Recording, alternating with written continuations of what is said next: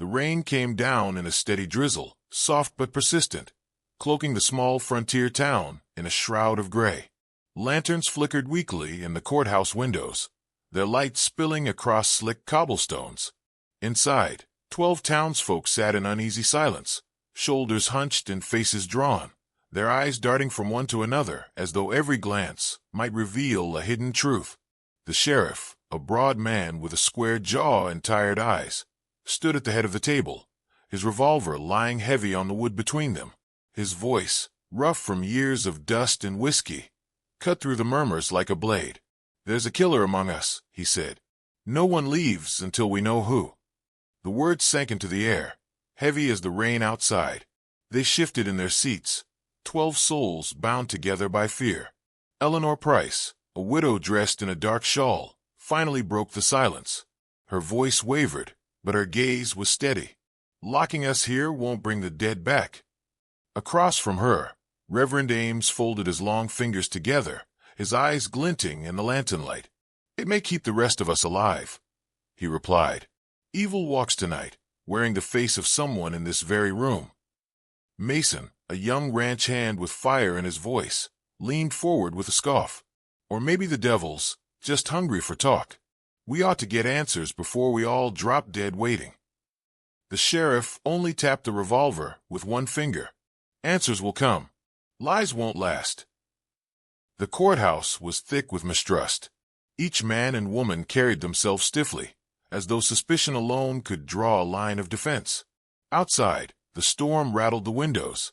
Inside, every breath seemed loud, every shuffle of boots a warning. Clara Wilkes, the schoolteacher, tried to reason with them, her soft voice rising above the storm. "Fear feeds the darkness. If we turn on each other, we give the killer exactly what he wants." But her words could not still the tide. Already whispers spread, accusations whispered in corners, eyes narrowing over half-truths. The blacksmith, a burly man with soot still smudged in the lines of his face, pointed a thick finger at Mason. He claimed to have seen the ranch hand slip into the alleys near dusk, too close to where the last victim was found. Mason bristled, swearing he had been with the preacher. Eleanor chimed in sharply, saying she had heard heavy boots pass her porch just as the rain began. The preacher's boots were the heaviest in the room, and all eyes turned to him. Reverend Ames only lifted his chin and murmured, "When lies crumble, only truth will remain."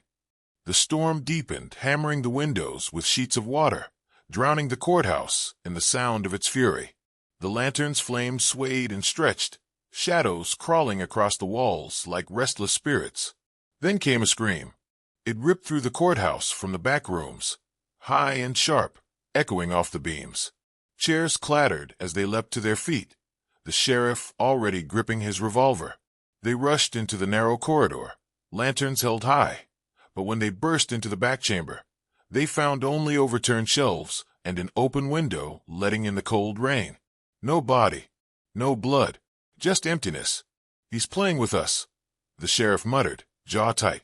"Whoever it is, he wants fear to do half the killing." The group shuffled back into the main chamber, shaken to the bone. No one sat comfortably anymore. Each person kept a wary eye on the others. They clung to the lantern light as though it were the last tether to safety, for the darkness pressed in from every side. The hours dragged. Hunger gnawed at their bellies, but no one dared to move too far from the others. Tension clung to them like sweat. Clara tried again, her voice firm this time. "We must not let panic tear us apart. We stand together, or we die apart." But suspicion was already in full bloom.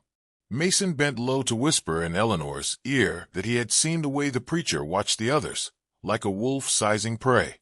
The preacher, meanwhile, whispered to the sheriff that Mason's anger burned too hot, hiding something dangerous beneath. The sheriff only rubbed the steel of his revolver and said nothing. Then Clara noticed something that made her blood run cold. "Where is the blacksmith?" she asked. The courthouse erupted in a frantic search. Lanterns swung wildly, shadows lurching across the walls. They found him slumped near the stairwell, eyes staring, a dark stain spreading across his chest. Eleanor screamed, stumbling back. Mason cursed, his fists clenching. The preacher knelt beside the body, whispering prayers. The sheriff's face hardened as he studied the scene. It happened in minutes, while we sat in the same room. Panic broke like a flood. Mason demanded Eleanor's bag be searched, sure she was hiding something. Eleanor cried that Mason was slipping away during the scream.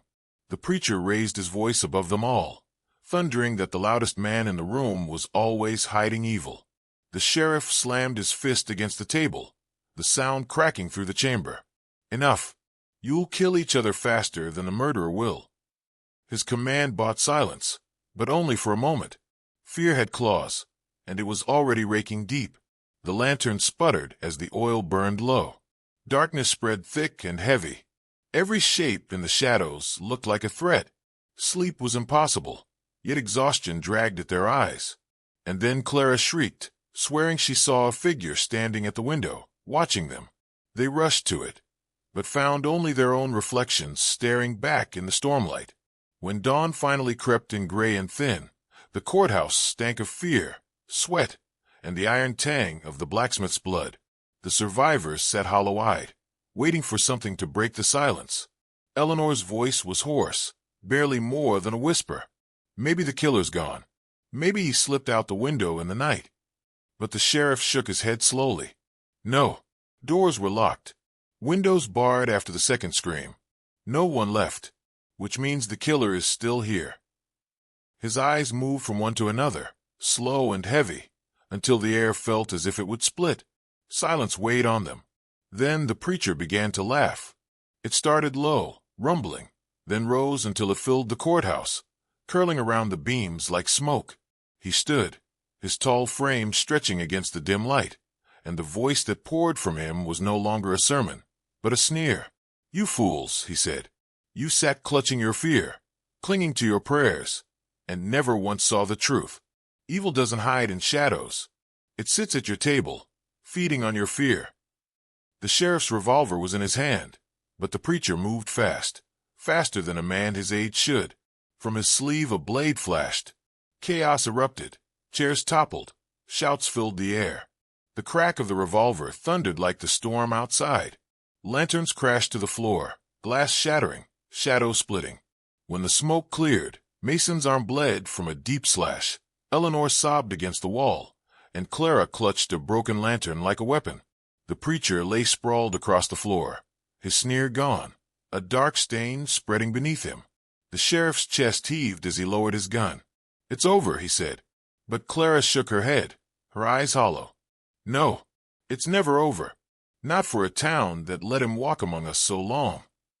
Her words cut deeper than any blade.